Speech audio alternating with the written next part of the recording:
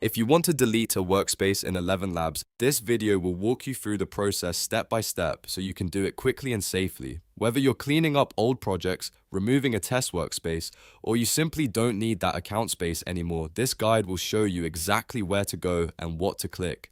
Before we begin, if this tutorial helps you out, make sure to hit the like button and subscribe for more quick software guides just like this one.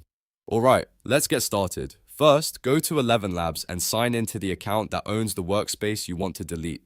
Once you're inside the dashboard, look to the top right corner of the screen and click on your profile picture. This will open your account menu and give you access to several account and workspace options. From the menu, click on Workspace Settings. This is where ElevenLabs keeps the controls for managing your current workspace, including settings, members, and other administrative options. After the Workspace Settings page opens, scroll down until you find the Delete Workspace option. It may be lower on the page, so take your time and look carefully before clicking anything. When you click Delete Workspace, ElevenLabs will show you an important warning message. Read this carefully because deleting a workspace is usually permanent and may remove access to everything inside it.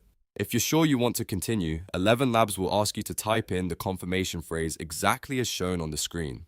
This is a safety step to make sure the deletion is intentional. Enter the phrase carefully, paying attention to spelling, capital letters, and spacing. Once the phrase is entered correctly, confirm the deletion. After that, the workspace will be deleted from ElevenLabs. Make sure you only do this if you're absolutely certain, because this action cannot usually be undone. And that's it. You've now learned how to delete a workspace in ElevenLabs. If this video helped, don't forget to like, subscribe, and turn on notifications so you never miss the next tutorial. Thanks for watching, and I'll see you in the next one.